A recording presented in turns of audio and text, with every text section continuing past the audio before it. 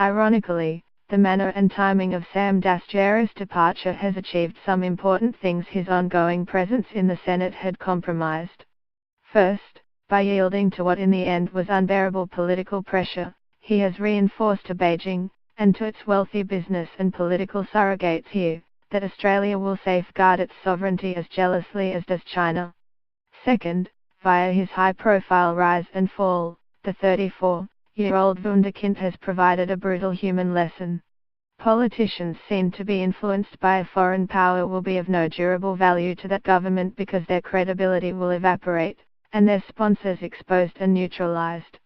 And third, despite being personally crushed, Dastyari has departed without rancor, thus salvaging some honor, given his pitiable circumstances.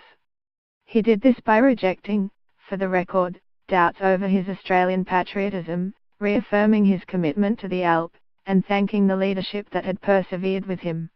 Of course, Bill Shorten and Penny Wong had done so in the fervent hope that the young senator would do the right thing. That judgment proved correct, but not before Shorten's otherwise stellar year tumbled headlong into the Dastyari China national security quagmire. The Labour claimed that Dastyari had already paid for his Huang Xiagmo links because he'd been dropped as deputy opposition whip in the Senate, was always hopelessly inadequate.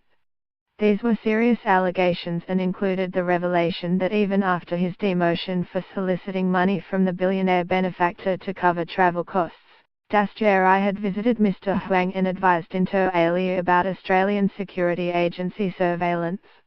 Despite his huffing, Shorten had been left looking impotent, fueling the suspicion that Dastyari's power in the infamous New South Wales right exceeded his, that the leader could not sack the junior senator because of what it might cost him. The government was never going to allow that to go unremarked, much less the suggestion of shadowy Labour links to the cashed-up Chinese Communist Party. In recent days, coalitionists had ratcheted up their attacks using hyperbolic terms such as treasonous and double agent.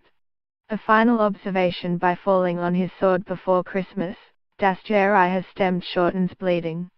That much is good for Labour in 2018, but the affair, on the eve of the Belog by-election, has also reminded Sydney voters of the ugly side of New South Wales politics, where business types, hefty donations, and murky dealings are all too common.